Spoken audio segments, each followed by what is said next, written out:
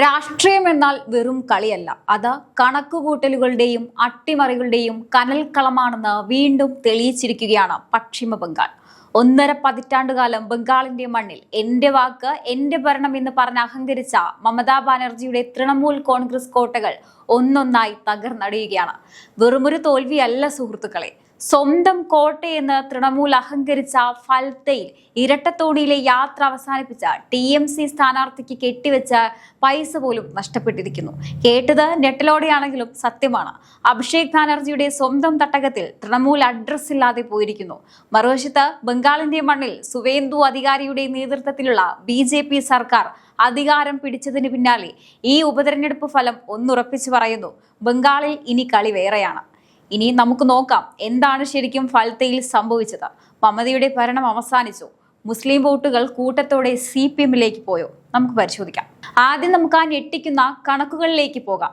കേന്ദ്ര തിരഞ്ഞെടുപ്പ് കമ്മീഷന്റെ കടുത്ത സുരക്ഷാ വലയത്തിൽ സുതാര്യമായി നടന്ന വോട്ടെണ്ണൽ പൂർത്തിയായപ്പോൾ ഫൽത്തയിൽ വിരിഞ്ഞത് താമരയാണ്. വെറും വിരിയലല്ല, വമ്പൻ കാറ്റായി BJP ആനടിച്ചു. BJP 1 ലക്ഷത്തോളം വോട്ടുകൾ, അതായത് ആകെ പോൾ ചെയ്തതിന്റെ 71.20% വോട്ടും വാരിയെടുത്ത BJP അവിടെ സിംഹാസനം ഉറപ്പിച്ചു. ഇനി നമുക്ക് മമതയുടെ പാർട്ടിയുടെ കാര്യം നോക്കാം. ജനവിധി വന്നപ്പോൾ തൃണമൂലിന് കിട്ടിയത് 7000 സംതിങ് വോട്ടുകൾ മാത്രം, വെറും 3.7%. ഒരു നിയമസഭാ മണ്ഡലത്തിൽ മത്സരിച്ച് ആകെ പോൾ ചെയ്ത വോട്ടിന്റെ 1/6 പോലും നേടാൻ കഴിയാതെ കെട്ടിവെച്ച തുക വരെ നഷ്ടമായി നാണം കെട്ടിരിക്കുകയാണ് TMC. നിങ്ങൾ ആലോചിക്കണം, കഴിഞ്ഞ തിരഞ്ഞെടുപ്പിൽ ഇതേ ഫൽത്ത മണ്ഡലത്തിൽ നിന്ന് തൃണമൂലിന് ലഭിച്ചത് 89% വോട്ടും 1.68 ലക്ഷത്തിന്റെ ഭൂരിപക്ഷവുമായിരുന്നു. 2021 56% ഉണ്ടായിരുന്ന വോട്ട് വിഹിതമാണ് ഇന്ന് വെറും 3.7%-ലേക്ക് കൂപ്പുകുത്തിയത്. ചോര നീരാക്കി ഉണ്ടാക്കിയ കോട്ടയെന്ന് പറഞ്ഞിരുന്നവർക്ക് സ്വന്തം അണികൾ തന്നെ ഒടുക്കത്തെ പണി കൊടുത്തു. ഇവിടെയാണ് ഈ തിരഞ്ഞെടുപ്പിലെ ഏറ്റവും രസകരമായ ട്വിസ്റ്റ് ഒളിഞ്ഞിരിക്കുന്നത്. ഫൽത്ത മണ്ഡലത്തിൽ ഏകദേശം 30%-ഓളം മുസ്ലിം വോട്ടർമാരുണ്ട്. കാലങ്ങളായി മമതയുടെ വോട്ട് ബാങ്കായി സുരക്ഷിതമായിരുന്ന ന്യൂനപക്ഷ വോട്ടുകൾ. എന്നാൽ ഇത്തവണ അവിടെ സംഭവിച്ചത് എന്താണ്? BJP-യെ ശക്തമായി പ്രതിരോധിക്കാൻ ഇനി ഈ അഴിമതിയിൽ മുങ്ങിയ തൃണമൂലിന് കഴിയില്ലെന്ന് ബംഗാളിലെ ന്യൂനപക്ഷങ്ങൾക്ക് ബോധ്യപ്പെട്ടു കഴിഞ്ഞു. അതോടെ മമതയുടെ പിന്നിൽ ഉറച്ചു നിന്ന മുസ്ലിം വോട്ടുകൾ കൂട്ടത്തോടെ തൃണമൂലിനെ കൈവിട്ടു. അവർ എങ്ങോട്ടേക്കാണ് പോയത്? നേരെ തങ്ങളുടെ പഴയ തട്ടകമായ ഇടതുപക്ഷത്തിലേക്ക്, അതായത് CPM-ലേക്ക്. ഇതോടെ വർഷങ്ങളായി ബംഗാളിൽ പുകയായിരുന്ന CPM നേതാക്കൾ പെട്ടെന്ന് അണപൊട്ടി പുറത്തു വന്നിട്ടുണ്ട്. CPM നേതാവ് സുജിൻ ചക്രവർത്തി X-ൽ കുറിച്ചതെന്താണെന്നോ, BJP-ക്കെതിരെയുള്ള പോരാട്ടം ഇനി ഇടതുപക്ഷം നയിക്കും. അഭിഷേക് ബാനർജിയുടെ ഡയമണ്ട് ഹാർബർ മോഡൽ എന്നത് വെറും തട്ടിപ്പും കൊള്ളയുമാണെന്ന് ജനങ്ങൾക്ക് മനസ്സിലായി എന്ന്. പക്ഷേ CPM നേതാക്കളോട് അവിടെ ഒരു ചോദ്യമുണ്ട്. മമത തകരുമ്പോൾ ആ വോട്ട് വാങ്ങി രണ്ടാമത്തേത് എത്തിയത് കൊണ്ട് മാത്രം ബംഗാളിൽ കളി മാറുമോ? BJP അവിടെ 71% വോട്ട് വാങ്ങി സിംഹത്തെ പോലെ ഭരിക്കുമ്പോൾ തൃണമൂലിന്റെ തകർച്ചയിൽ സന്തോഷിക്കുന്ന CPM-ന്റെ ഈ പുകയത്ത രാഷ്ട്രീയം എത്രത്തോളം വിജയിക്കുമെന്ന് വരും ദിവസങ്ങളിൽ കാണാം. എങ്കിലും ഒന്ന് വ്യക്തം, മമതയുടെ വോട്ട് ബാങ്കിൽ വലിയ വിള്ളൽ വീണു കഴിഞ്ഞു. ഈ തകർച്ച വെറുമൊരു തിരഞ്ഞെടുപ്പ് തോൽവിയല്ല, ഇത് തൃണമൂൽ കോൺഗ്രസ് എന്ന സംഘടനയുടെ ആന്തരികമായ തകർച്ചയാണ്. മമതാ ബാനർജി എന്ന ജനപ്രിയ മുഖത്തെ ബൂത്ത് തലത്തിൽ വോട്ടാക്കി മാറ്റിയിരുന്ന 2ാം നിര നേതാക്കൾ ഇന്ന് പാർട്ടിയിൽ ഇല്ല. മുകുൾ റോയ്, പാർത്ത, പിന്നെ ബംഗാളിന്റെ ഇന്നത്തെ മുഖ്യമന്ത്രി സുവേന്ദു അധികാരി. അടിത്തട്ടിൽ പാർട്ടി കെട്ടിപ്പടുത്ത ഈ നേതാക്കൾ ഒന്നില്ലെങ്കിൽ പാർട്ടി വിട്ടു, അല്ലെങ്കിൽ അഴിമതി കേസിൽ പെട്ടു. കോൺഗ്രസ് വിട്ടുവന്ന പഴയ നേതാക്കൾ കെട്ടിപ്പടുത്ത ഗ്രാമീണ ശൃംഖലകൾ ഇന്ന് കൂട്ടത്തോടെ BJP-യുടെ കൂടെയാണ്. മമതയുടെ അനന്തരവൻ അഭിഷേക് ബാനർജി പാർട്ടിയിലേക്ക് വന്നിട്ട് എന്താണ് ചെയ്തത്?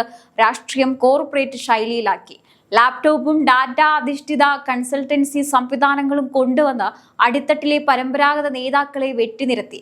പഴയ പരിചയസമ്പന്നരായ നേതാക്കളെ മാറ്റി പുതിയ ഹൈടെക് മുഖങ്ങളെ കൊണ്ടുവന്നപ്പോൾ അവർക്ക് ജനങ്ങളുമായി യാതൊരു ബന്ധവുമില്ലാതെയായി. അതിനൊപ്പം കട്ടപ്പുക അഴിമതി ആരോപണങ്ങളും പ്രാദേശിക നേതാക്കളുടെ ഗുണ്ടാ വിളയാട്ടവും കൂടിയായപ്പോൾ ജനങ്ങൾക്ക് മടുത്തു.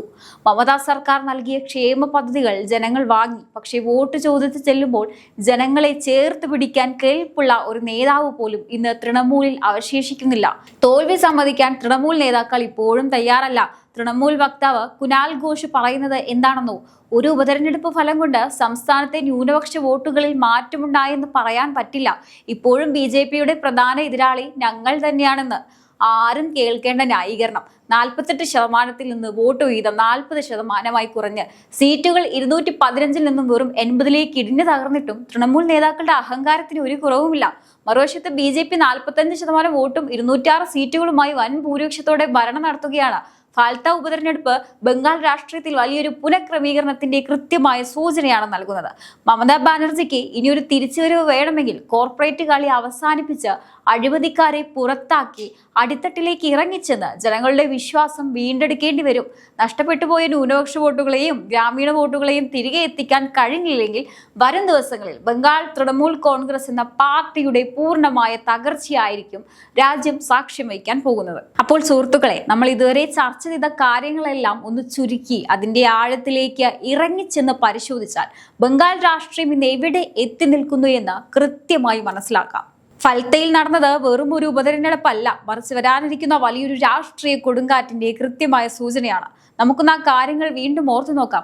ഒന്നാമതായി 81% വോട്ട് ബാങ്ക് ഉണ്ടായിരുന്ന തൃണമൂലിന്റെ നെടുന്തൂണായ ഫൽത്തയിലാണ് BJP 71%-ലധികം വോട്ട് വാരിയെടുത്ത് വിജയം മുഴക്കിയത്. മമതയുടെ സ്വന്തം കോട്ടയിൽ അവരുടെ സ്ഥാനാർത്ഥിക്ക് കെട്ടിവെച്ച പൈസ പോയി എന്ന് പറയുമ്പോൾ അടിത്തട്ടിൽ തൃണമൂലിന്റെ അടിത്തറ പാടെ ഇളകിപ്പോയി എന്ന് നമ്മൾ സമ്മതിക്കേണ്ടി വരും. സുവേന്ദു അധികാരിയുടെ നേതൃത്വത്തിലുള്ള BJP സർക്കാർ ബംഗാളിൽ ഭരണം പിടിച്ചെടുത്തത് വെറുതെയല്ല എന്ന് ഈ ഒരൊറ്റ ഫലം തെളിയിക്കുകയാണ്. ഇനി രണ്ടാമതായി നമ്മൾ കണ്ട ഏറ്റവും വലിയ മാറ്റം ന്യൂനപക്ഷ വോട്ടുകളിലെ വൻ വിള്ളലാണ്. മമതയുടെ ഏറ്റവും വലിയ ശക്തിയായിരുന്ന മുസ്ലിം വോട്ടർമാർ ഇന്ന് അവരെ കൈവിട്ടിരിക്കുന്നു. തൃണമൂലിന് ഇനി BJPയെ ചെറുക്കാൻ കഴിയില്ലെന്ന് ബോധ്യപ്പെട്ടതോടെ അവർ തങ്ങളുടെ പഴയ തട്ടകമായ ഇടതുപക്ഷത്തിലേക്ക് മടങ്ങാൻ തുടങ്ങി. ഫലത്തിൽ CPM 20% വോട്ട് നേടി 2ാം സ്ഥാനത്തെത്തിയത് ഇതിന്റെ കൃത്യമായ തെളിവാണ്. CPM നേതാക്കൾ ഇതോടെ വലിയ അവകാശവാദങ്ങളുമായി രംഗത്തെത്തിയിട്ടുണ്ട്. എന്നാൽ മമത തകരുമ്പോൾ കിട്ടുന്ന വോട്ട് വാങ്ങി രണ്ടാമതെത്തിയത് കൊണ്ട് മാത്രം CPMന് ബംഗാളിൽ പുകഴ്ത്തു നിന്ന് പുറത്തു കടക്കാൻ കഴിയുമോ എന്നത് വലിയൊരു ചോദ്യചിഹ്നമാണ്. കാരണം BJP അവിടെ 71% വോട്ട് വാങ്ങി അജയരായി നിൽക്കുകയാണ്. ഇനി മൂന്നാമതായി അഭിഷേക് ബാനർജി കൊണ്ടുവന്ന കോർപ്പറേറ്റ് ശൈലിയും ഡാറ്റ രാഷ്ട്രീയവും പാർട്ടിയെ ജനങ്ങളിൽ നിന്ന് എത്രത്തോളം അകറ്റിയെന്ന് ഈ ഫലം കാണിച്ചു തരുന്നു. പഴയ ജനകീയ നേതാക്കളെ വെട്ടിനിരത്തി അഴിമതിയിലും അഹങ്കാരത്തിലും മുങ്ങിപ്പോയ തൃണമൂലിനെ ജനങ്ങൾ പാഠം പഠിപ്പിച്ചു കഴിഞ്ഞു. അതുകൊണ്ട് സുഹൃത്തുക്കളെ, ഇനി നമുക്ക് വരാം ആ പ്രധാന ചോദ്യത്തിലേക്ക്. മമതാ ബാനർജിയുടെയും തൃണമൂൽ കോൺഗ്രസിന്റെയും തിരിച്ചുവരവ് ഇനി ബംഗാളിൽ സാധ്യമാവുമോ? ഇതുവരെയുള്ള ചരിത്രം പരിശോധിച്ചാൽ മമത ഒരു പോരാളിയാണ്, അതിൽ ആർക്കും തർക്കമില്ല. എന്നാൽ ഇന്നത്തെ സാഹചര്യം പണ്ടത്തെ പോലെയല്ല. മമതയ്ക്ക് ഇനിയൊരു തിരിച്ചുവരവ് വേണമെങ്കിൽ ഈ കോർപ്പറേറ്റ് കളികളും പൂർണ്ണമായി അവസാനിപ്പിക്കേണ്ടി വരും. അഴിമതിക്കാരായ പ്രാദേശിക നേതാക്കളെ പാർട്ടിയിൽ നിന്ന് അടിച്ചു പുറത്താക്കണം. ലാപ്ടോപ്പും ഡാറ്റയും നോക്കി രാഷ്ട്രീയ തന്ത്രങ്ങൾ മെനയുന്ന ശൈലി മാറ്റി പഴയതുപോലെ ഗ്രാമങ്ങളിലേക്ക് ഇറങ്ങിച്ചെന്ന് ജനങ്ങളുടെ കൈപിടിച്ച് അവരുടെ വിശ്വാസം വീണ്ടെടുക്കണം. ഇനി ഇടതുപക്ഷത്തിലേക്ക് കൊഴിഞ്ഞുപോയ ന്യൂനപക്ഷ വോട്ടുകളെയും BJPയിലേക്ക് മാറിയ ഗ്രാമീണ വോട്ട് ബാങ്കുകളെയും തിരികെ എത്തിക്കാൻ കഴിഞ്ഞില്ലെങ്കിൽ വരും ദിവസങ്ങളിൽ ബംഗാളിന്റെ മണ്ണിൽ തൃണമൂൽ കോൺഗ്രസ് എന്ന പ്രസ്ഥാനത്തിന്റെ പൂർണ്ണമായ അസ്തമയമായിരിക്കും ഇനി കാണാൻ പോകുന്നത്. എന്തായാലും ഈ ഒരു വിഷയത്തെക്കുറിച്ചുള്ള നിങ്ങളുടെ അഭിപ്രായങ്ങൾ തീർച്ചയായിട്ടും കമന്റ് ബോക്സിൽ രേഖപ്പെടുത്തുക. മറ്റൊരു വിഷയമായി വീണ്ടും കാണാം. നന്ദി.